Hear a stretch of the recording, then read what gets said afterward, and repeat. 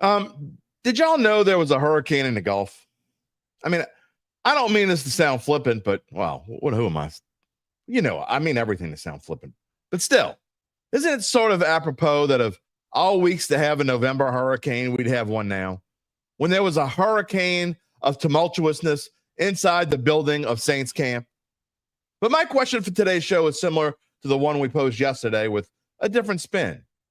Can the Saints find a way to have fun again? And maybe more importantly, on the onset of them spending the next month at home, can they make things fun for the fans again? Well, at least we know how to have fun, right? And we'll do so today with Gabe Henderson and Larry Holder, and they'll both join me coming up next on the Dattitude podcast. If you're looking for the latest scoop and in-depth interviews on the Saints, the NFL, the Pelicans, LSU, along with the best bets of the week, then lucky you. Along with high-powered, in-the-know guests who cover our teams, Jim Derry brings plenty of Dattitude. And he'll always tell you the way it is, or at least the way he thinks it is.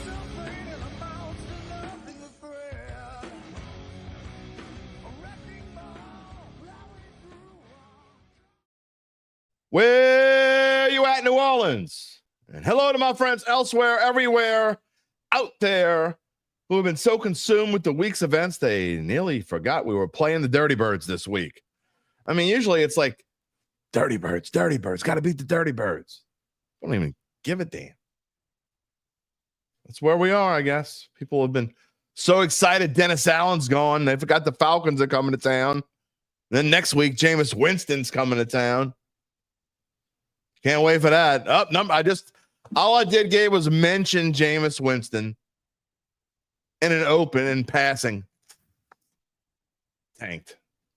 We actually have more important things to talk about. We'll do it today on Dattitude, episode number 307, presented by Evangeline Securities for a Friday, November the 8th, 2024.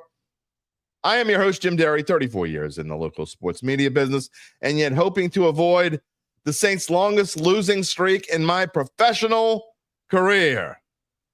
That is right. If the Saints lose on Sunday, it will be their longest losing streak since starting the 1980 season, 0-14. That is a long time, boys and girls. Uncle Big Nick was like, he was little. He was little Nick. He was like super little Nick way back then. Gabe Henderson wasn't even a twinkle in his mama's eye back in 1980. In fact, I'm just guessing that Gabe Henderson's mom was probably eating, like, still trick-or-treating back in 1980. Close to it now. Okay, no. That's exact. Gabe said he was minus 18 years old. 1980. That's the last time the Saints lost 8 games in a row. That is a long time. I was a kid. Me. I was 12 years old. That's how long ago that was. And I remember it like, I swear. Doesn't seem like 44 years ago. Tell you that. Anyway. Get off my lawn, bastards. Whether you're watching on one of our NOLA.com social media channels or listening to the on demand of the podcast, as always, thank you for being a part of the Dattitude family. Where are you a part of the Dattitude family this morning? If you're watching after the fact or listening to the pod, thank you. But we want you to be the Dattitude family lives on YouTube. That's where we want you to go. You can be a part of the show. As a matter of fact, you know how to do it. You type in your comment. Maybe we'll show it. Maybe we won't. We probably will, as long as you're not a complete numbnuts. Rocky, good morning. Larry will be here at about 11:20 or so. Gabe's going to be on a little bit, as well as the Who Dat Nation. Hello. Uncle Big Neck. Can't go 0-5, but you can go 1-4 again. Hey, you got your 5-point pick. Good for you. Randall, good morning. Can't wait to see what kind of crap you talk about car this morning. Facebook user. Who the hell is a face? Is that your name? Your name is Facebook user? Man, you gotta come up with a better name than that. It's probably one of our regulars who something happened to his account. You like the intro song? Sounds like that Pantera singer. It is. What you got to be? That's got to be one of my family. Are you one of my family and you're just trying to be or friends and you're trying to be anonymous? You're not funny. You know who that singer is. That is my brother-in-law. John Pace, who dat, baby? On his way to NOLA. You can just spend a month here. The Saints going to be home for about a month, by the way. It starts this weekend. Oh, boy. Here we go. Randall has an interesting question for me. Go ahead. I can't wait. Ask Callie, who dat? Morning to all of us. Yeah, it is it is a good morning. It's a good Friday morning for the New Orleans Saints fan. Brian, where you at? 20 days till Thanksgiving. Man, told y'all it goes by fast. All right, Randall, come on with it. Jerry, happy Friday. I got stuff to get to. Happy Friday, Jerry. Glad you are here. All right, hearing lots of people saying Alabama has the coaching advantage in this game. Oh, you're trying to yank my chain. You don't really believe that, do you? Wait, did Saban come back to Bama? UBN wants to know. You really think Kalen DeBoer is better than Brian Kelly? Dude, stop it. I thought they outlawed drinking vodka in the morning. No? Okay, we'll drink away then. I don't. All right, we're going to come back to all this in just a minute. How was your morning? I'll tell you what I'm pissed off about this morning. This is like a whole 2 weeks straight now. I go to the racetrack and they're out of pumpkin spice. They don't even put it in the bin. I got to use I know the problems of a middle-aged old man, middle-class old man, or whatever you want to call me. They're out of the pumpkin spice. Now, how am I supposed to sit here and I got to drink water and talk to you? You didn't say you believe that. Okay, that's all right. Oh, okay. I thought you were being a smart ass. I'm sorry, Randall. I didn't mean to hurt your feelings. Go ahead, drink your vodka. It's all good. Rainy Cajun. Well, here we go with I know, pumpkin spice, dude. I'm drinking water this morning. Or it's supposed to be water. It's like going through the green screen, I guess. It is time for Rizzi for Shizzy. You right about that, Rocky. My wife, she doesn't have any pumpkin spice. Well, maybe she does have pumpkin spice. I don't know. She's on a cruise in the middle of the Gulf with this hurricane going on. I told her to take extra Dramamine. There it is, there, Gabe. I'm so sick of this thumbs up thing, this little thumbs up bubble that comes out of nowhere. I'm all over the place on this Friday morning. Larry Holder's going to cure me of that in just a little bit. Again, we're going to talk all Saints. You see our questions of the day. Can the Saints make it fun? Can they avoid the longest losing streak since 1980? We told you about that. We're also going to talk about, I'm going to give you in context later. You know, we haven't even talked about the chance, and I guess for a good reason. Rizzi will be off the heezy. See, don't get old men to try to say hip words. I just sound stupid when I try to do that. We haven't put in context. We have not even told you, like, interim coaches that have actually won their way into the job. Now, one thing Rizzi has in his favor is he has 8 games. So the fact that we haven't even talked about it, I mean, he's got a chance. I'm going to give you the percentages since 1980 of interim coaches that have actually won the job. And then I'm going to give you, I think I have all of them since 2000. Did I say 1980? I meant 2000. I think I have all the interim coaches since 2000 who actually won the job. And I'll give you that list in a little bit. It's not super short. I think it's 8 or 9 names, but I'll give you percentages, and we'll talk about that with Larry in a little bit. Because we have just completely ignored the fact that Rizzi might actually have a chance to win this job. Brian, when did the high school playoffs start? Next week. Tonight is the last night of the regular season. Half the teams played last night in Louisiana because of the threat of this hurricane that's really not coming here. I don't know why they moved the games. My game stayed on Friday. I'll be in the parish tonight. If you're from around New Orleans area, you know what I'm talking about. So anyway, I don't know. Maybe it's the lack of pumpkin spices got me all over the place this morning. I don't know. Last night's game, what about it? We're going to talk about it with Gabe in a few minutes. Bengals and Ravens. Ravens 35, Bengals 34. You know, UBN's bragging about his cover. But I guarantee, well, he was sleeping, so he didn't see the end of it, but he wasn't supposed to cover that game. That was complete kind of luck. Although I will say this, Bengals got screwed. Gabe and I are going to talk about that. Did you watch the game last night? I mean, I don't know what planet these refs live on, but just because it's the end of a game and you don't want to look, we always talk about refs injecting themselves when they shouldn't. Well, these refs were like completely the opposite. They were not inject. They were like staying out of everything. Like, I'm going to punch this dude in the face. Oh, wait. A what? I mean, it didn't go that far, but I mean, Burrow's head almost got ripped off last night and they didn't call it. You didn't get to that. It's a crazy game, though. But it's kind of a microcosm of where the NFL, the officiating is bad. When you went to sleep, they were up 14. Well, guess what happened after you went to sleep? Not that. The Ravens went on a long run. And honestly, if Lamar doesn't just kind of, I know he's supposedly the greatest quarterback in the history of football. He is good this year, though. 24 touchdowns, 2 interceptions. I'm not going to take anything away. Hello, Ray Ibarra.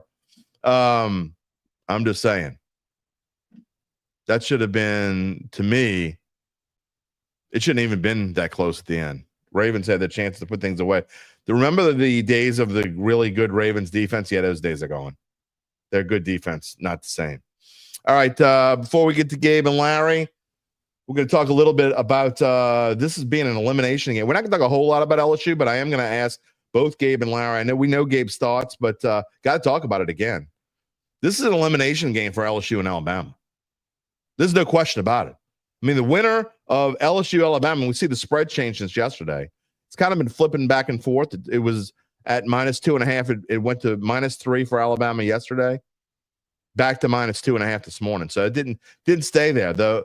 The sharps were eating up on that -3. Give me some of that LSU -3. I mean, +3. So anyway, the winner of this game is absolutely 100% in the running to make 12-team playoff. The loser's out. I don't think there's any question about that. Loser's out. Barring some very weird, I mean, they're not officially out, but they're pretty much out. So, look, if LSU can win this game, you know, what do they have left? Florida, Vanderbilt, Oklahoma, and I don't know, some meaningless, like, not an FBS team, I don't think, but something along those lines. You can tell me what it is, Gabe. I don't even remember. I know they have 4 games left. 3 of them are SEC teams. One of them's like South Alabama or something. Just those 3. That's it. Okay. I thought they had a non-SEC game left. I guess they don't. Whatever. Anyway, I don't think they'll be heavy favorites in all 3 of their remaining games after Saturday, whether they win or lose. So, I mean, I think if LSU wins this game against Alabama, and you have to put their percentages that make it the playoff, probably somewhere in the vicinity of 70%, right, Gabe? Wouldn't you? I mean, 60, 70%. I mean, they could lose. They're not going to lose to Oklahoma. He thinks it's north of 70%. I mean, you got to think that there's a 20% chance they'll lose to one of those teams, and then there's a 10% chance that something fluky happens. You know? So I don't know. Anyway, we're going to get to that in a minute. Before we get to Gabe and Larry, let me continue the story about our friends at Evangeline Securities. As we told you yesterday, it's been a weird week in so many ways, and it may have you thinking now more than ever that it might be time to sell your family-run or privately held business. If so, you know by now, because we tell you every day, the most important thing is to find out what that business might be worth. Who can help you with that better than anyone else in the state of Louisiana? I'll give you one guess. You got it. My friends at Evangeline Securities. Nick Braden and Ron Hemelt are the local guys who spent a couple of decades away from their homes so they could come back and help the people they love here in Southeast Louisiana and elsewhere, for that matter. They have offices, you know where, on Poydras Street and in Lafayette.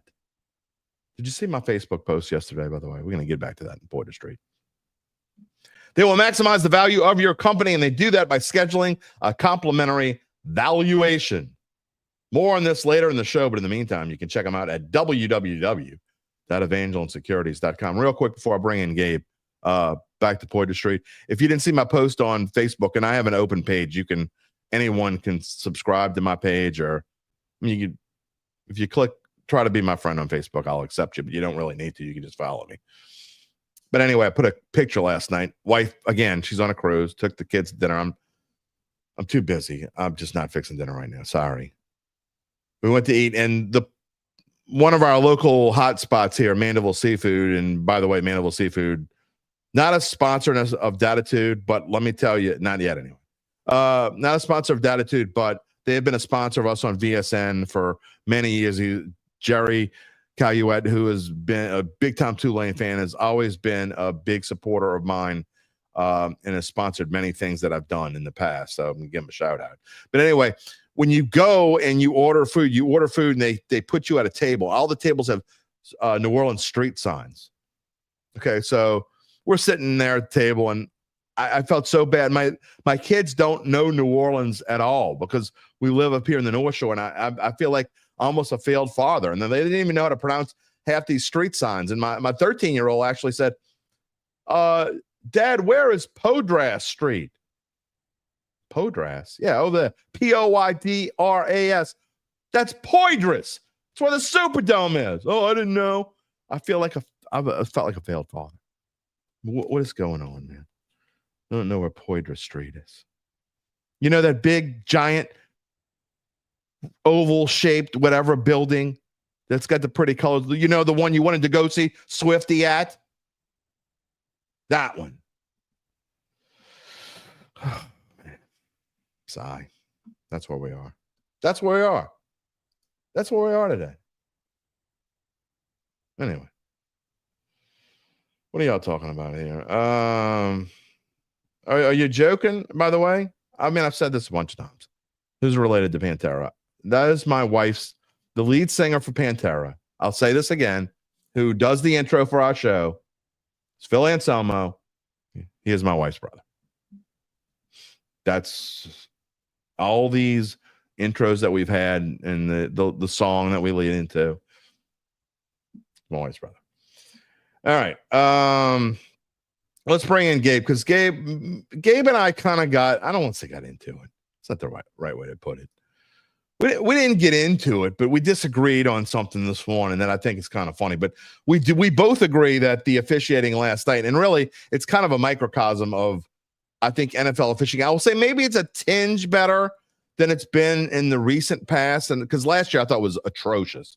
Last year by far was the worst officiated season in NFL history. This season's maybe a little bit better, but it's not a ton better. But last night, I don't know what they were thinking last night. They just completely hosed the Bengals. Like, two obvious calls on that last play, on the 2-point conversion play, that they didn't call. And I don't understand. Yeah, what I don't understand is how they have replay assist now that can help out really quickly. Why can't they go with penalties? Yeah, why can't they replay in penalties? I mean, they were two obvious calls. I know you're getting into a little bit of a gray area there when you start calling in penalties, but yeah. I mean, they do it in soccer. They have a video assistant referee that they'll take a look at, and you can even have the referee go over and look at a monitor. I mean, the only problem I know it adds to the length of it, but yeah, it really does, because the problem I have with that is, and I'm not saying whether you should or shouldn't, there's got to be an easy way to do it, but the problem is then you get into the weeds of, I mean, if there are 20 penalties, do you really want, I don't know, that's probably not that many in an average game. It's probably 15 penalties in an average game, but do you really want 15 penalties to be reviewed? Even, I don't know. Well, no, I mean, with the replay assist, I don't know if you've noticed how quick the calls from upstairs have been. Yeah, I mean, it works really quick, and it wouldn't take long to review what happened to the Bengals last night. Yeah, I guess so. I just think, why wouldn't the NFL want to do that? It's the same thing as, where they have the chip in the football. Oh, I definitely think there's things they can do, and the chip. And I don't know why. And I know they've got the chip in the ball. It makes, if the UFL and the USFL before it was doing this, and like it happens like that, don't VAR in soccer. Don't tell me it can't. And in tennis, they do it in tennis. They can, like, to the millimeter. I mean, so don't tell me you can't do it. So absolutely, they should chip. Yeah, I just don't know. It puzzles me. I don't know why the NFL wouldn't want to do everything in its power to eliminate these refereeing mistakes, because all it does, it brings publicity to the game, but yeah, it's all negative. Especially last night. I mean, we saw the call a few weeks ago with Minnesota where Sam Darnold got his face mask yanked in the end zone, and then we saw it last night with Burrow. Yeah. There's no reason not to, really. I agree. Exactly. Well, I mean, except for that there's got to be a way to where if it happens like it happened last night, you can buzz down immediately and fix it. I mean, you just can't go. I think once you get past 10 seconds, that's it. That's one of my biggest pet peeves in sports. Is it happens a lot in baseball, especially. Larry, I don't agree. And look, I know we're going to get a lot of people who think this, but I know y'all believe in these conspiracy theories, but it's not a conspiracy. People can be inept. Okay. I know that y'all believe that everything in life is a conspiracy, but people can be inept. It happens lots of times in our lives. It's not just, it's not a conspiracy. Go ahead. Well, it's when it comes to sports like baseball, you get a lot of the time, a lot of weird things happen, these little niche plays, and then you hear the announcer say, that's not a reviewable play. Right. If you have the technology, why isn't every aspect of the game reviewable? I just don't understand that. It's something that irks me with sports these days. I agree. I hear you. All right. I know you got one. Larry's in the green room, so let's get to it real quick. Let's get it out. Let's get it in the open. I know you want to, you got something else you wanted to say before we go. You know, you wanted to. Are you talking about the comment I made? Yeah, I know you wanted to get it out there. Oh, I just wanted to. I thought, have you seen the new feature with BetMGM? What they've added? They've added a new feature, at least on their desktop. I haven't checked the app, but it's on the desktop, where if you look at a game, so if I go to look, I was researching LSU Alabama last night. That's why I saw it. You go and look at the game. It shows with the game lines. It shows how much, like, how many of the tickets and how much of the handle is on certain teams. Really? So I think I saw something where I think 64% of bets on the money line at BetMGM are on Alabama. So I just thought that was a neat feature, and I wonder why more sportsbook haven't added that. Because you see a lot of people on Twitter who go in, all these reporters and the people who work for the books will post the stats like that. Well, I got to say this. It's really interesting to see that widely available. I will say this about MGM, and again, if any of the books want to sponsor and be the official lines maker or odds maker of the Dattitude podcast, we're more than we'd love to have you. But right now, we've been using DraftKings. I don't really announce it all that often because, and frankly, I don't want to advertise a company that's not paying for it. But I think MGM, and I'm not just saying this, you talk about this, I think MGM is starting to become, over the past 6 months, they have become my favorite book to go to. Now, I don't know, I always use them. I shop around for odds like I tell everyone when I'm wanting to bet, but I think that they're the most user-friendly, and I like the way they put everything together. So I am actually a fan. I think FanDuel's the most user-friendly, but I have enjoyed using BetMGM as I've started to use it more. Them, FanDuel and DraftKings are the three ones that are really user-friendly. Last note, anyone who wants an extra LSU Alabama play, you can get, I believe it's at DraftKings, you can get LSU plus 130 second half money line. Okay. They're 5-2-1 toward the money line in the second half this year, with the push being the South Alabama game where they were up 35-3 at half. So they pull all their starters and kind of just ease through the second half. So they could be 6-2. LSU's been a really good second half team, but I really think that line's inflated because of the A&M game last weekend. So I like the value on LSU second half money line. All right. Well, we'll see what Mr. Holder thinks, because we're going to ask him in just a minute. We will see you on Mono e Monday. Have a good weekend. Of course. Just one more note to anyone. It's a weird glitch on StreamYard right now where we're getting the Facebook user thing. If I don't get to your comment, I apologize. Maybe try. Is that what it is? Logging out and logging back in. It's a glitch. I don't think it's the same person commenting all of this. Okay. I think it's some of the regulars, but it's a weird glitch that says Facebook user. So if I don't get to your comment, I apologize. All right. Well, there you go. So whoever was making fun of earlier, I apologize. So there we go. All right. Well, we'll see you on Monday. All right. We're going to get to Larry, and just real quick, there was a comment. Okay. Because I am a member of the crew of Endymion, and I'm assuming Since it just says Facebook user, maybe it's my friend Barry Bain's father. I don't know. But come on, you can do it. There it goes. Katy Perry and Train will perform at the Endymion Extravaganza. Train just performed. I think. Didn't they just perform a couple years ago? Anyway, Katy Perry. Baby, I'm a firework. See? I'm not that old. I hope I'm coherent by then. We'll see. You know who is coherent? It's Friday morning. He's here. I know who's coherent. Mr. Larry Holder, how coherent are you? I better be. I've been on the move for like the last 5 hours, so I better be coherent by now. 5 Probably hours? need a nap. What have you been doing? Getting kids to school. Look, doing TV. I mean, what? And I'm supposed to be off on Fridays. What's up with this? Because Never off.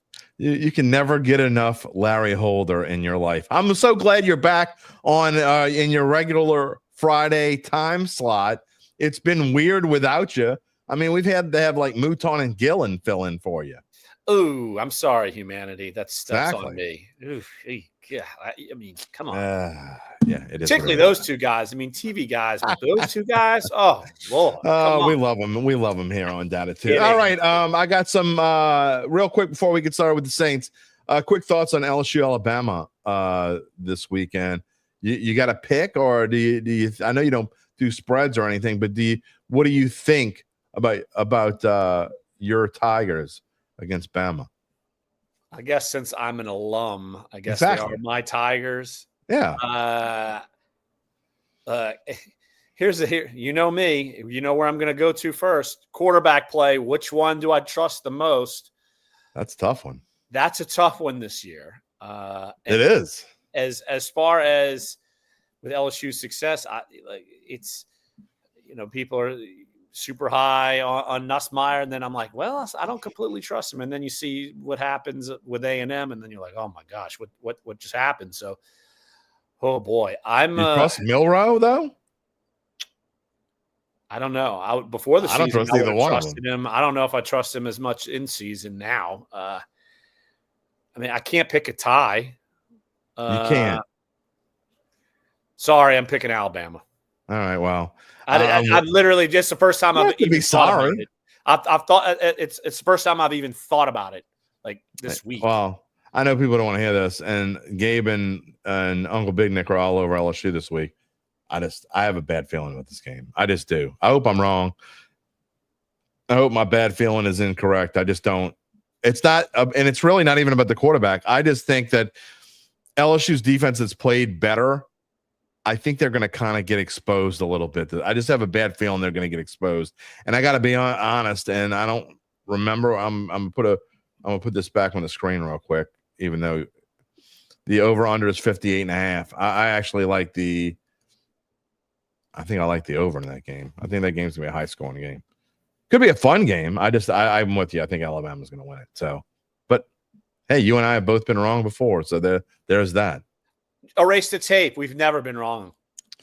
Ever. I think someone could find. I've showed tape on this show where you and I have both been wrong. I will like to say that you asked me, I forget how many, I don't remember how many weeks ago, like the percentage chance of Dennis Allen. 0.0. I said 0.0. I didn't mean after week 9. But yeah. I think my 0.0% chance of him being a coach after this year is correct. I wish I would have asked you, like, what do you think the chances are he's going to still be the coach at the bye week? Like, what do you think you would have gave percentage on that? Well, I wouldn't have had them losing to Carolina. I mean, look, the back-to-back humiliations of losing to Sean Payton in your own backyard and then getting beaten by not Carolina. just losing, getting whooped. Well, you got smashed by Denver. Yeah, that's add both of those up, and you had to do something. And it's funny, I don't know. I don't know what Saints fans want to see this season now. Like, is it do people want to think it's salvageable? And any sort of tank talk is always dumb, especially right now. I'm sorry, players are playing to have careers.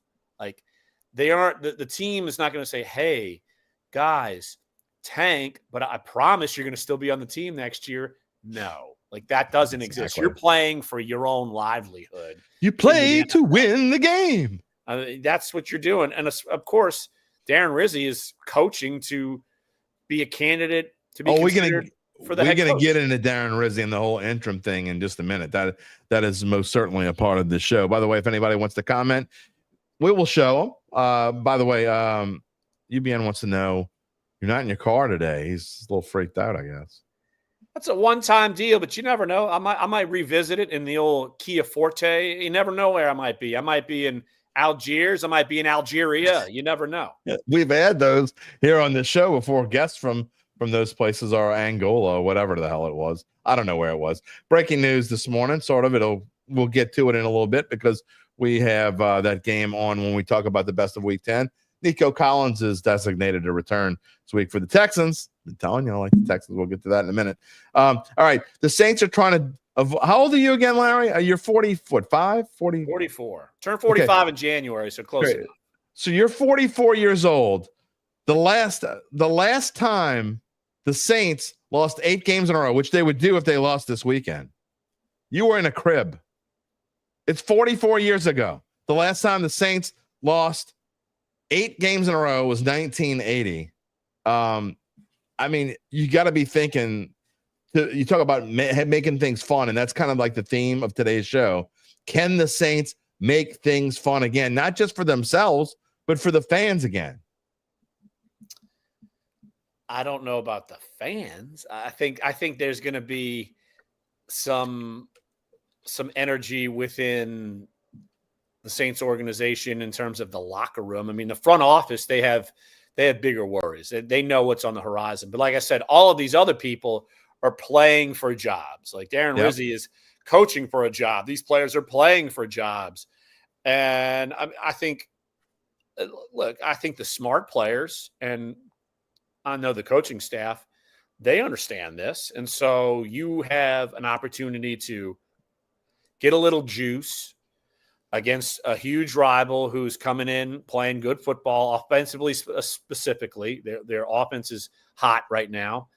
And you would like nothing more than to go out and change the tide and beat Atlanta, a team that historically in the last, 16, 17, 18, 19 years or whatever, you've beaten them plenty enough times. So can you make that happen now? Like, I think that's the question we're all wondering. So it is an intriguing game though. I mean, can the Saints do that against a team that, like I said, they're starting to be that team that I know I thought, and probably you thought, leading the division. They're starting to be that team we kind of thought they would be. Yeah, well, I said in the beginning of the season, people didn't, not everyone, but most people thought I was crazy when I said, look, I think the floor for this team is 5 wins. Maybe 6 is the optimistic floor. And I don't know if they're going to get to, I don't think they're going to get to 6 wins. I mean, and 5 wins even is a challenge now when you start looking at what's left on this schedule. So look, one thing I have a problem with, and somebody, again, we have an issue with Facebook. It's just saying Facebook user instead of your name. So we apologize. But do you get the sense that Mickey's a little salty about Green Bay going over his head, about Gail Benson going over his head to fire DA? I'm not necessarily sure that's what happened. You could tell he was a little perturbed, I guess. But the fact that he kept defending Dennis Allen through all this thing, it's kind of bothersome. And then he's like picking little inner fights and saying Jeff Duncan's ridiculous for, I don't know if people out there saw his column about Saints parking in the wrong spaces because they've been told many times not to park in public spaces, but they keep doing it. They have their own parking lot, and Jeff basically wrote that it's a microcosm of what the mentality is in this team, that little things matter. And when Peyton was here, they paid attention to detail, and now they just don't anymore because they don't care. And it's kind of a microcosm. And Mickey I mean, really, those are the things you're calling out. You're not calling out that your coach, who you think is still good, is still serviceable, who should have been fired at the end of last season, lost 7 games in a row. I mean, who's going to take accountability and responsibility on this team? I just don't understand it. Well, we know he was going to be the ultimate fall guy, and that's what it is. And of course, we know the stability. But it should never come to this, Larry. They should. When you lose a locker room like this team did last year, and was going nowhere fast. I mean, why did it take going into a season and losing 7 in a row and basically wasting an entire season and putting your franchise in a bigger hole than it already was? Why did it take that? Because we know what they actually think. They actually feel like the injuries played a bigger cause in the losing streak than ineptness of coaching. Like that's clear. Like it's clear. It's almost like that. Like you said, there's some hesitancy in what Mickey said, and Mickey views Dennis Allen as an excellent, probably X's and O's coaches on defense. And yet you keep losing, and the locker room went away. I mean, that started last year. Like that was apparent last year. And so that was like, it's almost like they had to kind of placate the public. Like, even though they say they don't pay attention and they don't make their decisions that way, well, guess what? They did. I mean, there's no doubt about it, because if they didn't listen to them, they would have just kept going. Like because they still believe that Dennis is a really good coach. Now, is he head coaching material? Obviously, he hasn't gotten a job done twice in 2 separate occasions with 2 separate franchises. And so the excuses of that are up. Like, that's over. So he's done. Now you're moving on. And it's funny. It's probably the most active I've been on Twitter in a few years, even commenting about the Saints, because they've just been blah to me. I said, oh, why not Aaron Glenn and Cam Ward?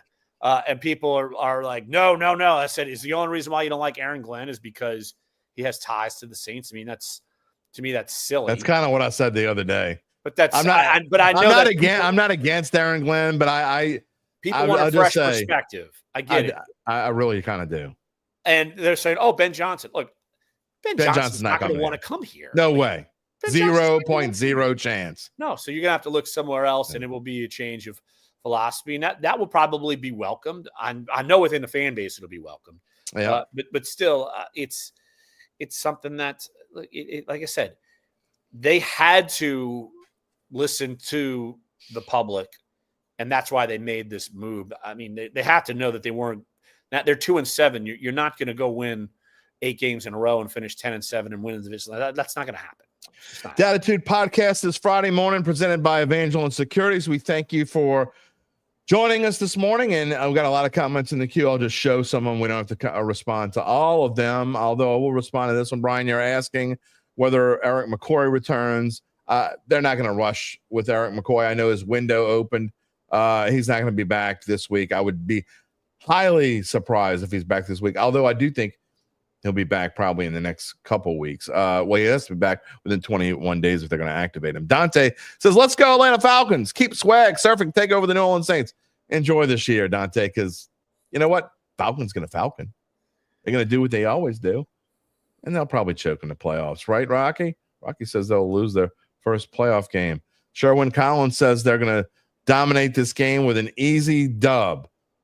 Dirty Birds coming out of the closet. I'm going to get to this in just a second. And I got another comment here. James Landry says that the administration does not want to admit that the current system of doing things is broken. Couldn't agree more. All right.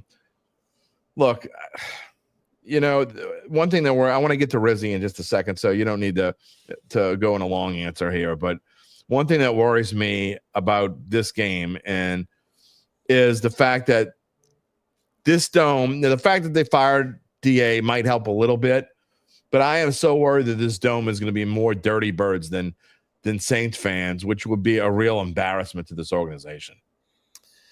Well, I don't know how well Atlanta actually travels. I mean, they don't, but for this, they might.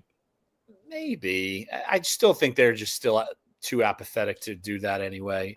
But I mean, look, more tickets will be able to be had. Yeah. I mean, I think that's.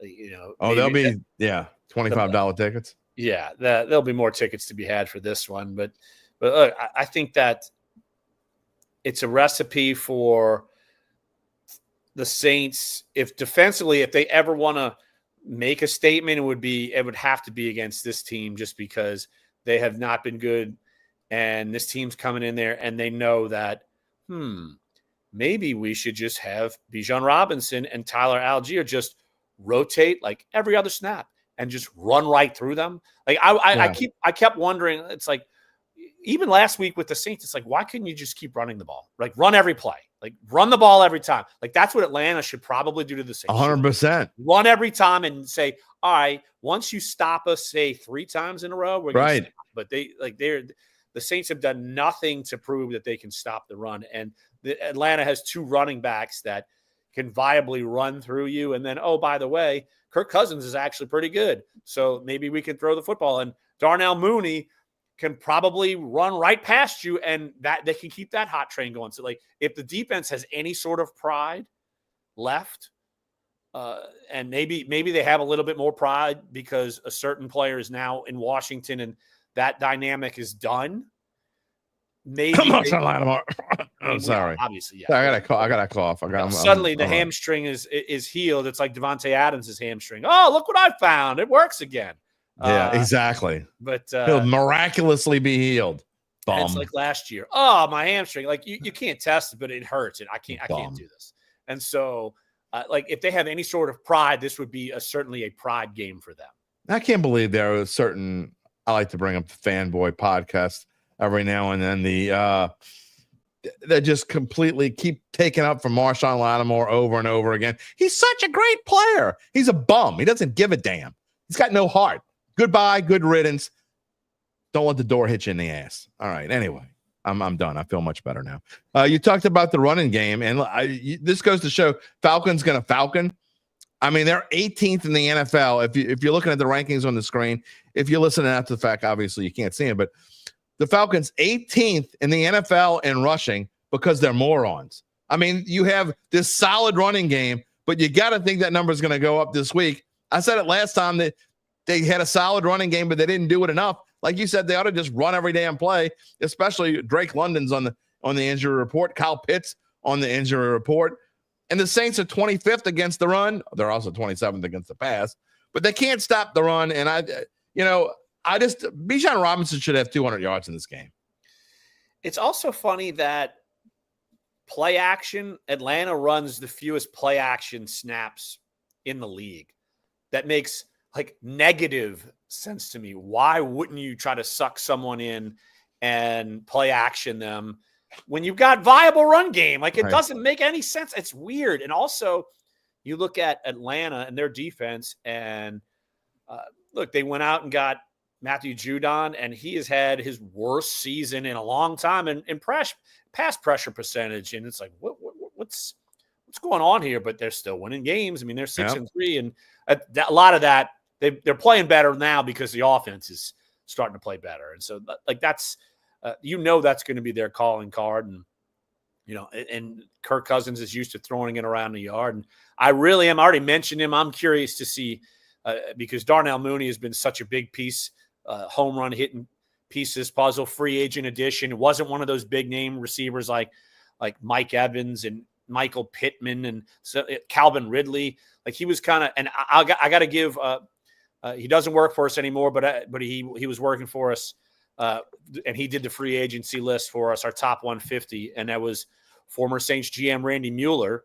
He had Darnell Mooney as our top wide receiver in free agency. He loved him, and now you're seeing why. Like, Atlanta loves him, and I'm curious to see if if Alontae Taylor and whoever's playing quarterback for the Saints opposite him this week, if they can handle him.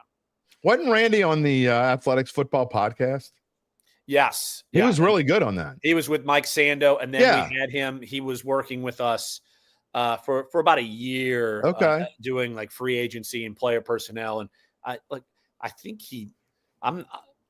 I know he actually he had to step away because he was working with the Saints in the draft. Yeah. I don't know what he's doing now, but he had him pegged. I actually asked him about it when we had our at meetings at the Athletic. I was like, so Darnell Mooney, I was just curious. And he's like, look, I love a speed guy. Like, all those bigger guys, great, but I love the speed. And Atlanta's really taking advantage of it. I need to try to get him on this show. He really did a good job on the podcast. And by the way, give the Athletic a plug, because I haven't been so busy the last month and a half or so, but I spent a lot of the off season And Sherwin Collins giving you some love. I spent a lot of the offseason. I'm not kidding. Listen, the Athletic Football Podcast was in my top 2 or 3 that I was listening to on a regular basis. Do a really good job there. Check it out. Robert Mays. I know that's their podcast. Okay. Yeah. Check it out. He's excellent. I mean, he does a fantastic job. It's outstanding. So Larry Holder, The Athletic, check out his work there. He used to cover the Saints for 15 years. So now he is covering the NFL beat writer and a copy editor on the weekends. Who knows? He just does a bag of many tricks for sure. Yes. There was a question earlier. Again, this is not something I want to spend a whole lot of time on, but I will show it and answer it. Do we think that they should draft the franchise quarterback in the next draft since they have an early pick?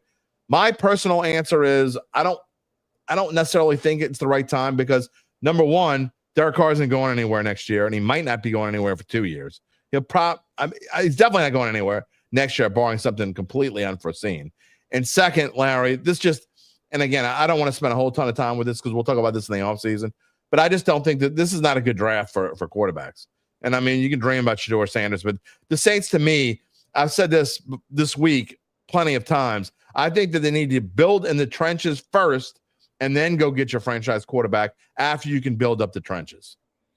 I think it depends on if you believe Derek Carr can be your guy. I know he's under contract. I get it.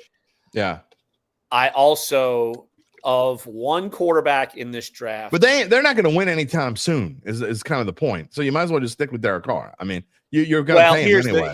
Here's where I'm going. I don't like the Shedeur Sanders factor. I like Cam Ward in Miami. Yeah. And if you like him and say you're picking 8th. Yeah. And if he's there and you don't have to play him right away, why not do that? Like, you never pass up a quarterback that you feel like, man, this guy could be our franchise quarterback. You should never pass him up. Just like the Saints did not want to pass up Patrick Mahomes, even though they had Drew Brees. Like, yeah, you don't pass up a guy like that. And so I feel like if there was one guy in this class that I could say, all right, maybe he could start for the Saints one day, I think it would be him. And I wouldn't say anyone else. Like, I don't trust Shedeur Sanders. I don't trust Carson Beck. I don't trust Quinn Ewers. I don't trust Riley Leonard. I don't trust like Will Howard. I mean, I don't trust these guys. Cam Ward is the one guy I would invest in. I hear you. I would just wait. I would probably wait. We'll wait possibly because I really think that. I mean, as of right now, I mean, I may change my mind. I got a long time to change my mind, but I think Saints are going to be really bad really bad next year. That's my opinion. So we'll see. I mean, I could be wrong, but if you're not going to be able, you got to shore up the trenches, especially on the offensive line. All right, I want to finish our segment today with Rizzi, and this is the last comment I'm going to show that doesn't have anything to do with Rizzi. I'll come back to some of these other comments later on, I promise, after Larry's gone, but we can't keep them all day. Sean asked, do you think the players could possibly intentionally tank the Carolina game knowing the consequences for DA? Absolutely not. They didn't look like they tanked. They just lost. They just lost. Exactly. That was bad. Like, they didn't look like they were not. Alvin Kamara certainly wasn't playing like someone who tanked. Yeah, they didn't tank. They didn't tank. They just lost. I mean, they're in a bad place right now. All right.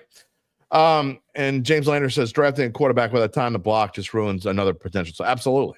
You got to shore up this offensive line before you can worry about. Well, you're going to have Eric McCord. You're going to have Cesar Ruiz for a long term. You're going to have Fuaga for long term. I mean, those are guys, and then you draft. You need to get me a right tackle, or if you're going to, or move Fuaga back to right tackle and go get a left tackle. And the only way you can do that with the salary cap situation is to find the best one in the draft next year. That's my opinion. So I really think the Saints should. Again, we don't know where they're going to finish, but the good thing, I think, if there's anything good about where they're going to pick, it's not because you're going to be able to draft high. I think it's the opposite. I think you trade that pick and get more picks because this team needs picks. And so I think if they can move down to like 15 and get, or 10 even, and get the best offensive tackle and maybe get an extra couple picks, high picks, even if it's in the 26th draft, then do it. Well, all I know is we got that plenty they of will time to talk have about options because they have plenty of needs. There's no doubt about it. All right. Look, I want to ask you this question. You touched on Rizzi, okay? And we've completely dismissed so far the chance of Rizzi. This is a tryout in essence for him. I know he's looking at it that way. He's already made lots of, quote unquote, lots of changes, as many as one can make in the course of, 4 or 5 days. Okay. Are we missing the boat? Maybe he can right the ship. I got some stats for you. History says no, that he's not going to win the job, because since 2000, just about a quarter of interim coaches end up being the head coach long term. I don't want to hear like people going to jump in the chat and say, no, we need more. You don't know. Okay. So no one knows. Okay. But I'm just saying, do we think that this tryout, this potential, because we don't know a lot about Darren Rizzi. All I know is that he is one of the most respected assistant coaches in the league. That's a true. Fact. A whole league. Any team would be thrilled if, say, the Saints cut ties for him, and he'd have a job immediately. Like, there's no question about it. But it's funny because you don't often see, and you hear that special teams coordinators are candidates for head coaching jobs, and I feel like they never land them. So is there a stigma that, man, if you're a special teams coach, you're almost good enough, but I don't know. I don't trust it. And for him, it needs to be twofold. It needs to be, man, this team needs to really turn it around. Yeah. Like winning 5 of their last 8 or whatever. Right. They need to really turn it around. And then B, you better make sure that he has a pipeline to someone who can coach offense and coach defense. Yeah. And so do you know that? I have no idea if they know that or not. Does he know that? I don't know. And here's the thing too. If they're turning things around, I mean, do you keep Kubiak? Because look, Kubiak, what is he going to like? Maybe. I mean, I kind of haven't seen enough. I haven't seen enough. Got to give that guy a pass. Like, if you don't have the personnel, I agree. Like, no, I agree. I'm not blaming. Yeah, look, right. I've kind of been a little harsh on Kubiak, but I'm just saying you can't just throw out there that Kubiak doesn't deserve some of the credit for this team having a rough 7 weeks. Okay, I think. Sure. I mean, so look, and I'm not sitting here blaming, and I'm not even saying that I don't, because I do think he probably deserves another chance. But maybe if they do turn things around a little bit, maybe he would deserve a chance. I don't know. Well, I remember a couple of years ago, and again, this is the Raiders. Like, they had Rich Bisaccia, special teams guy. He came in and kind of turned it around. They didn't hire him. They hired Josh McDaniels, and then everybody's wondering what the heck. But then when they fired Josh McDaniels, and then they keep the interim, and the interim's just Antonio Pearson. What is he?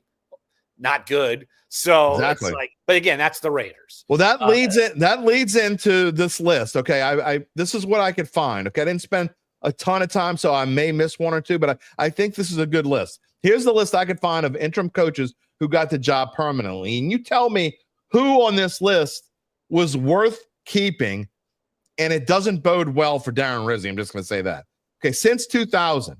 In 2000, the Cardinals fired Vince Tobin, made Dave McInnes the head coach. You remember him? I don't. Okay, Dave McInnes became the coach. I remember the name. I mean, barely. Right. So then it was 8 years before it happened again. Okay, the 2008 Raiders. You'll know this name. Lane Kiffin was fired. I barely remembered he coached the Raiders, but in 2008, Lane Kiffin was fired. Tom Cable, the offensive line coach, became the head coach. That lasted for a couple of years. You remember that, right? He became the head coach, yes. And the same season, it happened twice in the same season, the 49ers did it. They fired Mike Nolan, and they hired Mike Singletary. And as great of a linebacker he wasn't nearly as good as a coach. That didn't work out. 2010, remember Brad Childress, who coached the Vikings to the NFC Championship game with Brett Favre, and we beat him? I remember chasing him through One Shell Square as he was going into a bounty scandal hearing. Really? Yeah, and I was the only media member that knew who he was, and everybody. You can't miss that dweeb. Well, no one knew, and I guess they would. I'd know him if I saw him on the street. I think it was more news reporters and TV. They said, "Who is that?" I said, "Oh, that's only the Vikings coach." What? Oh well. Well, Leslie Frazier took over for him in 2010. Leslie Frazier, the defensive coordinator for the Bills today, Will he get another chance? I don't know, but he didn't get much of a chance there. Now, this may be one that actually stuck. This is maybe the only one in this list that was worth anything. In 2010, that same year, Wade Phillips got fired from the Cowboys. Jason Garrett became the coach and lasted, I don't know, for 5 or 6 years. Okay. In 2011, Todd Haley was fired and Romeo Crennel took over. That worked out. Now, here are a couple that really worked out, and I'm completely facetious when I say that. In 2015, the Titans fired Ken Wisenhunt and brought in and promoted Mike Mularkey. Okay. Mike Mularkey became, that really worked out. And here's my favorite of all. The 2016 Jacksonville Jaguars fired Gus Bradley and brought in ex-Saints assistant Doug Marrone, who completely screwed up that franchise. And not only they just let him screw it up, they got worse and worse every year. He stayed there for like 4 years and completely brung that team into an abyss, brought that team, whatever. And then lastly, we already talked about Josh McDaniels was fired and Antonio Pierce is still the coach. So that doesn't exactly inspire you to want to be an interim coach and think you're going to be able to hold on to a job. Total sidebar because you brought up Doug Marrone. I remember after the 2016 season when Sean Payton was flirting with leaving again because he did the year before. And I was in the locker room and a player asked me about it and who asked me who I was hearing that might be interested in a job if Sean left. And this was like end of the season cleanup. And I said, I heard it was Doug Marrone and Kyle Shanahan. And the person said, "Oh, I don't want Kyle Shanahan. He's nothing but a job hopper." Mm-hmm. Right. Oh, they would rather Doug Marrone over Kyle Shanahan. Nope. Well, luckily Peyton stayed, and then it was 2017, and everything was sunshine and roses for those last few years. At least won a lot of games at least. Oh, there's no doubt about it. By the way, a correction here, and thank you for correcting me. Leslie Frazier is no longer with the Bills. He is with the Seattle Seahawks. You are correct. And then here someone says Hazlitt took over for Spagnuolo Rams. That is actually incorrect. Hazlitt was an interim coach. And what my list was, these are interim coaches that actually held on to the job. First of all, Hazlitt did not take over for Spagnuolo. Spagnuolo took over after Hazlitt was the interim coach. Okay. And Randall's right. Jacksonville has never recovered from Doug Marrone. So anyway, I wish nothing but the best for Darren Rizzi, and you're right. He's a very well-respected coach. He'll get a chance to go. Look, here's the thing. If I'm a Saints fan, I want him to be good enough and the team do well enough that you're like vying for him, fighting, whatever. Yeah. You want him in the mix because that means they actually did a good job and the team responded. Like that's not a bad thing for that to be on the table. It's really not. Gabe asked, do we remember Jim Tomsula? Tomsula. He was one of the people I was actually. Wasn't he an offensive line coach? No, he was. I thought he was a viable candidate. Defensive line coach. To replace Spags when they fired Spags, but they hired, and I interviewed Tomsula. It was Super Bowl media day, like some of those media days when they were in town about to play the Ravens for the Super Bowl, and he was an assistant for the 49ers. Yeah. And I thought he was a viable candidate to be the defensive coordinator. Of course, then they go hire Rob Ryan, and he was fun for like a year.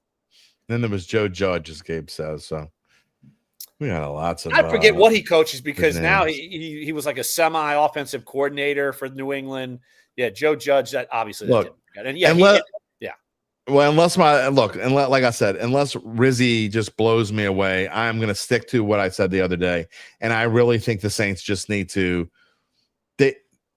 I'm not saying they need to completely clean house again because I'm not giving totally up on Kubiak. However, I think they need to bring in a head coach who has had zero ties to this organization, has never played for the Saints, has never coached for the Saints, never coached for Sean Payton anywhere. Doesn't even know Sean Payton. Whatever. They need to start over from scratch, in my opinion.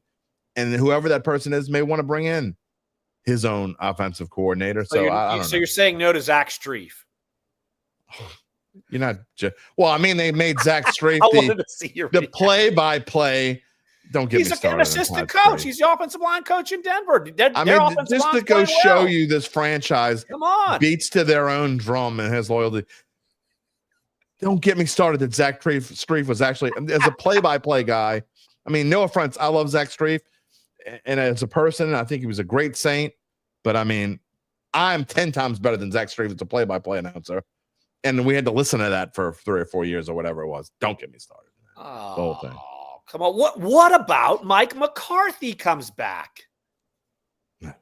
Randall said I guess he's talking about me saying that they need to get someone completely outside of the organization, the smartest thing. Mike McCarthy has no Sean Payton ties. Does that help? They need somebody young. I don't want old retreads. Okay, stop with the retreads. We got enough retreads. That doesn't work. You want me to keep going here on Friday? I just want to get you fired up. You are trying to pull my chain. I love that I can pull my Friday chain. I'm still pulling my Friday. Been doing it for 10 years, pulling my Friday chain. John Gruden? All right. Absolutely not. I don't even want anybody that Kevin Sumlin. Let me just when they get here, they've they might not have ever even been to New Orleans except for when they were assistant coach for somebody else. Jeff Otherwise, Fisher? they've never even been to New Orleans. No. Jeff Fisher. Jeff Fisher. What Rex is he, 82? Rex Ryan. Rex Ryan, do you mean the guy who coached the Saints to the worst defense in the history of defenses? Oh, whatever. He sucks too. His brother, whatever. I don't want anyone named Ryan. Lane Kiffin. Ryan Day? You're just being a jackass. Ryan Day. Yeah. Okay. Ohio State. We need if we're gonna get a college quarterback coach, it's gonna be Steve Sarkisian, baby. I'm in for Steve Sarkisian. Texas will pay everything under the sun to keep you. And Gabe keep saying, I'm telling you. He might want to come back to the NFL. You never know. By the way, real quick, I said this yesterday. Here's a good little quick nugget. I'm gonna do it quicker than I did it yesterday. There have been 5 coaching changes in season in the history of this franchise. Okay, no one's been fired in season since Dick Nolan back in 1980. We talked about Mike Nolan. Now we're talking about Dick Nolan. Mike Nolan, the son of Dick Nolan. Derek Dooley, since we named it. No. Stop it. Get that off our screen. Stop it. They will make you mad. Saints shouldn't have fumbled. Dan Campbell sucks. Okay. Oh, man. Just like Jared Goff sucks. Jared Goff he's average. And I'm not going to say he sucks. He's average. Jared Goff is average quarterback. Gosh. Dan Campbell he's not Nick Sirianni is the worst in-game coach in the NFL. But Dan Campbell's in the top 5 worst in-game coaches in the NFL. Dattitude audience, I'm sorry. I've just spun this into let's make John Jim Curtis. Angry on a Friday. Just all of the randomness. I know all the buttons to press. I mean, you started exactly. You started it. You pressed my buttons, and you knew you were pressing my buttons when you did it. 1000%. Randall, is Mickey Loomis the right GM for that? That's for another show. I'm not going to. Probably not, but I've already said I think Mickey's going to quit on his own. Oh, he's going to go into an advisory role, which is the same as quitting. So anyway, really quickly, back to my thing, because I want to ask you your thoughts on these best games of the week, and then I'm going to finish the show on my own. I'll press my buttons. Larry's pressed enough buttons. 5 in-season coaching changes, and here's what happened after they made the change. The last time it happened was 96. Mora quit. The next week they lost to the San Francisco 49ers, who were really good then, but they only lost by a touchdown. 1985, after Bum quit, okay, the Saints, I think, were on a 6-game. No, he won his last game, but they won a 6-game losing streak before that.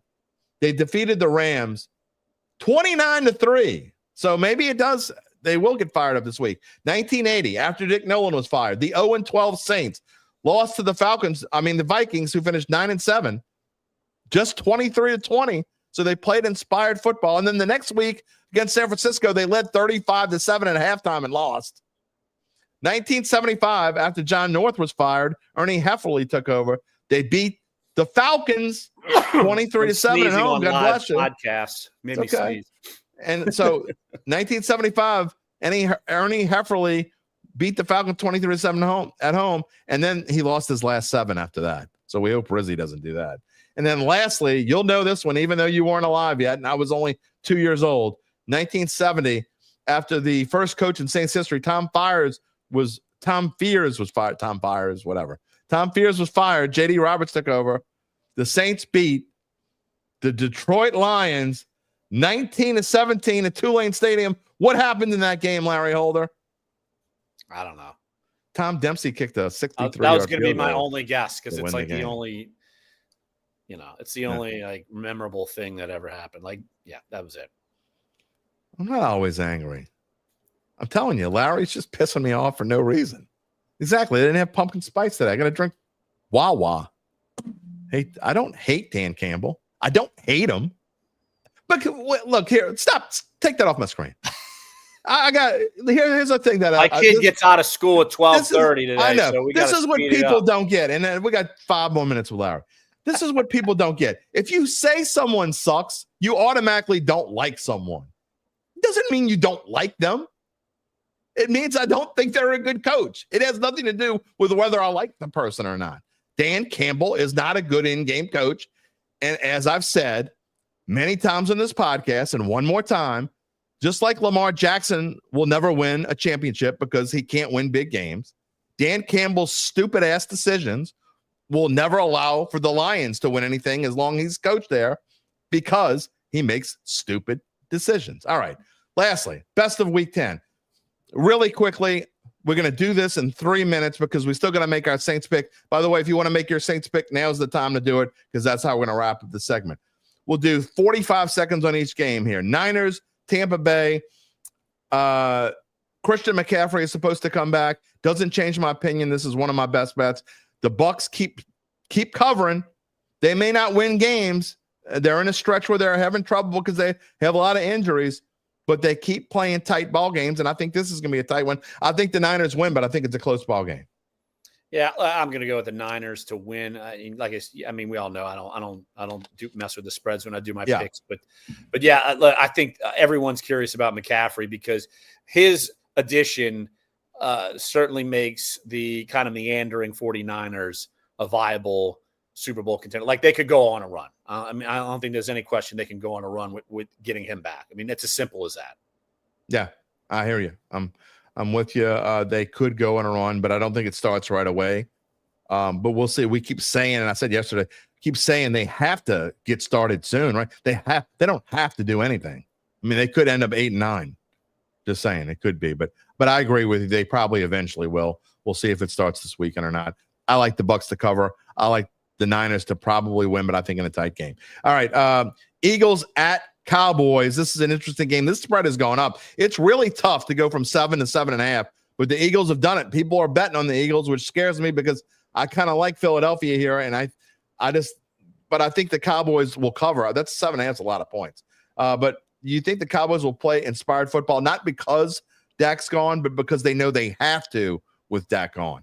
No, I don't think they play inspired football. No, I don't think so at all. I think the opposite. Like, I think Philly could go in there and wipe the map with them. I mean, the Saints did it. Couldn't the Eagles do it? And the Eagles are actually playing better football, and Jalen Hurts is actually playing better than he was a couple of years ago 100%. When he almost won the MVP. And their defense is getting a little bit better. And that's all they really need. And the equalizer, my gosh, just speed Barkley, Saquon Barkley. I mean, my goodness. Amazing. You want to talk about two running backs that have made their offenses so much better. Like there's a reason why Lamar Jackson is actually the favorite to win the MVP, and it's because of Derrick Henry. I mean, I got to be honest. He makes life so much easier. I think Saquon Barkley should be in the conversation of MVP. Him and Henry, they both have been game changers for both of those quarterbacks. But the difference between him and Henry is they don't use him as much because they keep him fresh, and his touchdown numbers make him look maybe better than it really is. But Saquon's just doing it everywhere. And Saquon is actually, I think he's probably won 3 games for the Eagles by himself. I mean, he's been phenomenal. If I had a vote, that's who I would vote for right now. That's just my opinion. And then I can't wait for this game. This is going to be a fun one. Lions and Texans. I think the Lions start, and I know that people who Aunt Mabel and Drunk Joe love them some Lions. You said the Lions would go 15-2 10 weeks ago. I did. I think the Texans, not 100% sure they win this game, but I think the Texans come back off of that stinky game. They've had a mini bye week from that Thursday game after the Jets. They play well at home. CJ Stroud hasn't lost back-to-back games since the beginning of last year. I like the Texans here. Well, we assume that Nico Collins is going to play. And this was the hardest game for me to pick because I think the Texans can win this. I picked the Lions. I don't like that I picked the Lions because I think the Texans can win this game because guess what? Nico is a difference maker with that offense. Like he's been playing. The offense has been sluggish because like he's had like nobody to really throw the football to. Yep. Like, Diggs gets hurt, and then Diggs isn't the same type of player. Nico is a number one guy. Like a lot of people sleep on him. He is a number one guy, and they're a different team when they've got him. And Joe Mixon has been good with the Texans. Their defense is better than what people think. Like I kind of wish I did not pick the Lions because I think the Texans can win this game. Yep, I think that this is my upset of the week. I think the Texans will win this game. We'll see. All right. Lastly, here we go. We got go ahead and show some of the picks, Gabe. We're gonna make our picks for the Saints. Saints are 3.5-point underdogs at home. Again, we're having trouble with Facebook. It's just saying Facebook user. Someone has picked Falcons 38, Saints 24. What else we got? Uncle Big Nick says Saints win 27-26. Youngway Koo misses a 56-yarder this time. Okay. A-Town, Saints will lose 27-12. He's keeping hope alive. I don't know if he was keeping hope alive because he wants them to tank or he's keeping hope alive because he wants them to win. Final score, Dirty Birds 49-12. Okay. That ain't happening. Randall says 31-27 Falcons. Is that it? All right, Larry Holder, what say you? I will go 31-24 Falcons. Sorry, not this week. If the Saints were playing, is that a sorry, not sorry kind of thing? A little bit, but if the Saints were playing someone who I didn't like if the Saints were playing, I don't know, like Cleveland this week. I know they play them in a couple weeks. They were playing Cleveland, I would probably have picked the Saints because I think they're a mess. But no, I think Atlanta's kind of got their act a little bit together enough to where any kind of like momentum boost, I think the Falcons could overcome it. So what did you say your score was? 31-24. Did I just say that? Okay, well, I'm going to stick with my prediction that was in my column, which is this is bad news for all of you people who bet this is for all you people who bet on the Falcons. Falcons 31, Saints 23. That's the score in my column. Really, really, really bad. Anyway, Larry and I are almost, it happens a lot. It really does. We joke about like whenever we're apart or whatever. Larry's picking Bama and the Falcons, so am I. I'm picking Bama and the Falcons as well. We call him. That's one reason why I love having Larry on the show. He calls it as he sees it. He's not a homer. Just saying. No. No, not even close. We have homers on this show, but not often. So we'll see. Anyway. All right, Larry Holder. I can't wait to do this again next Friday when we talk about the Saints and the Cleveland Browns and Jameis Winston. Which buttons can I push next week? I don't know, but I'm going to have to mention Jameis Winston next week. There might be like two people who watch the show next week. We'll have to see. I don't know. You're going to be forced to mention him. I have to. It's okay as the opponent. That's what you think. I'm telling you, every time you mention his name. All right. Figure out what buttons to press, and we'll talk to you next week. It'll be easy to find. All right. Talk to you later. All right. He probably knows how to press my buttons like better. But he did it to Duncan too. So it's not just me. He's just good at pressing buttons. I was good at pressing buttons, getting him off the show. All right.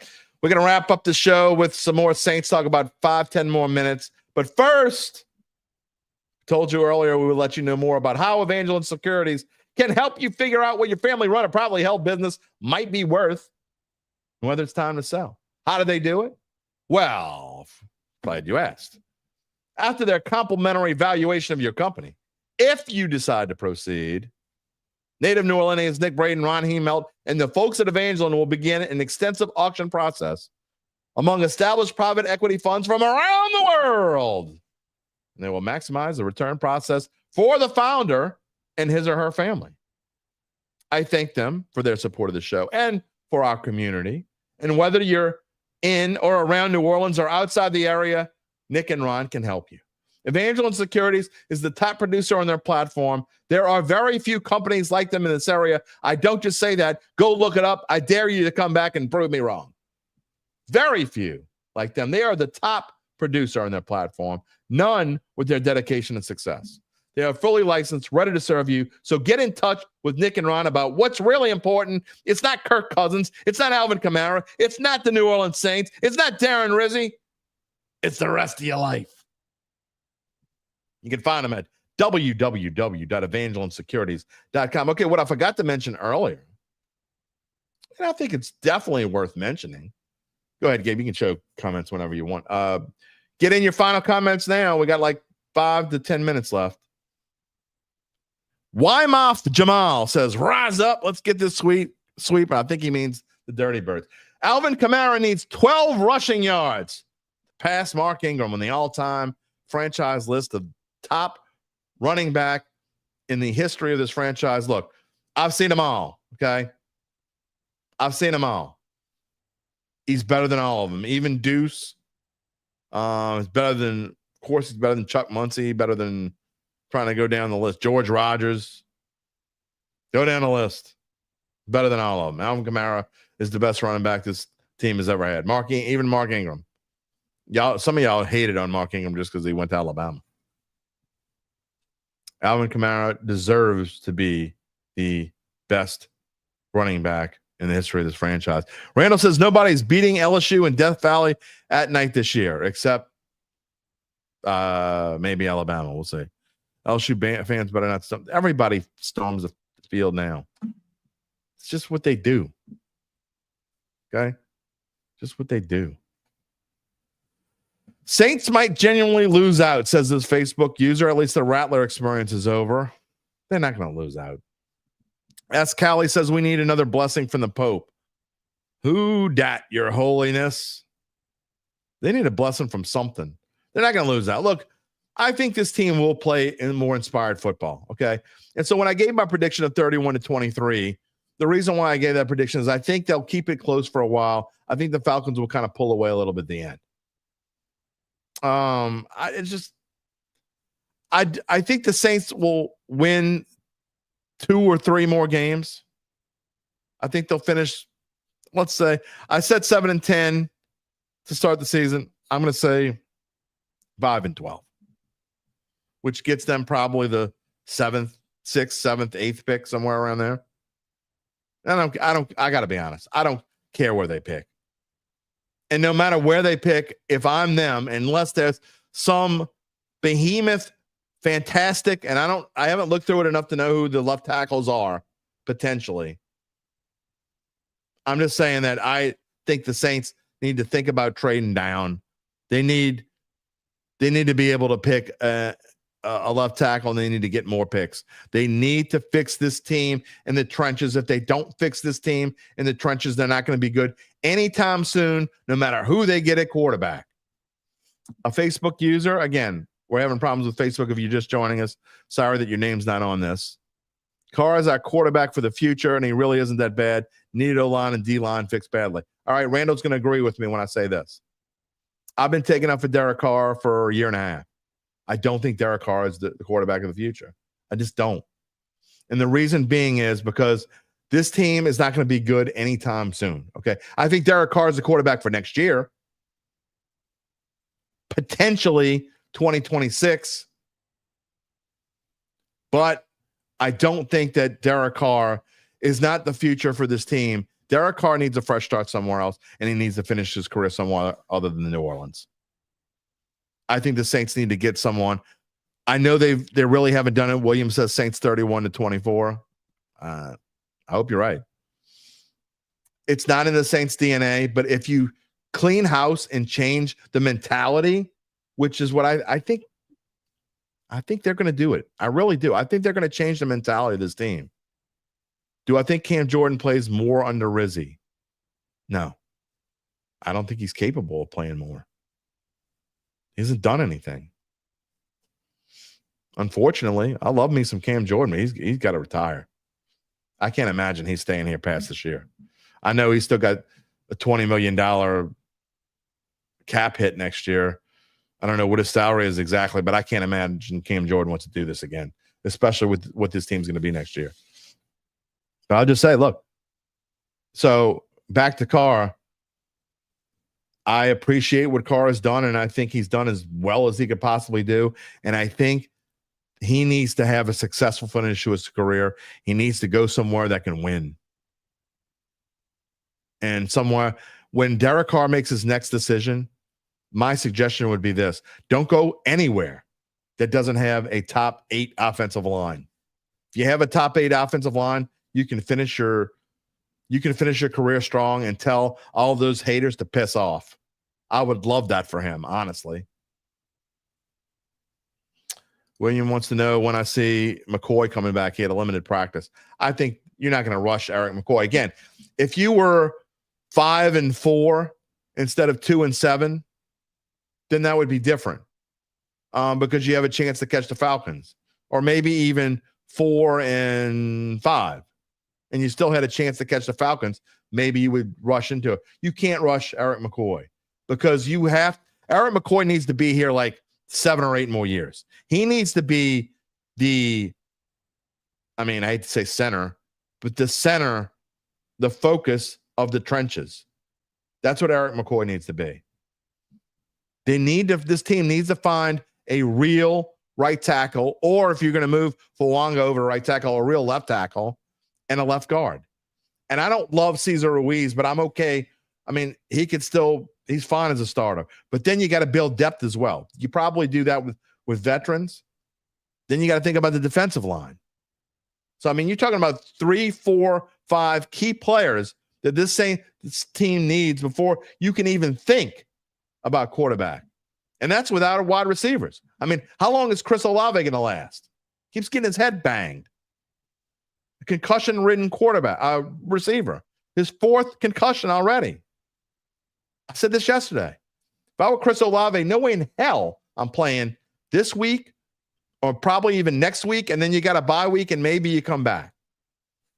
But maybe you think about not playing the rest of the year. I'm just saying, you can't. Don't rush back if you're Chris Olave. There's absolutely no reason to. Sherwin, thank you for being a part of the Dattitude family, by the way. I'm just waiting for SeatGeek tickets to say, oh, complimentary. I don't think they're going to get that low, buddy.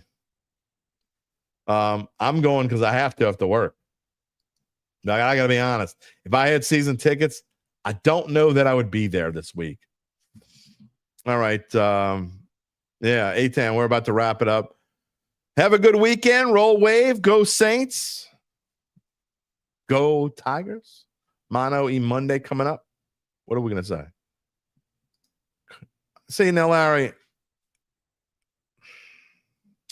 I'm going to be nice because I know you're a part of the Dattitude family. If you were a first timer, I wouldn't be. I'm telling you right now, I would blast you out of the water with this asinine comment. Carr should go to the CFL, XFL, UFL so he can shine.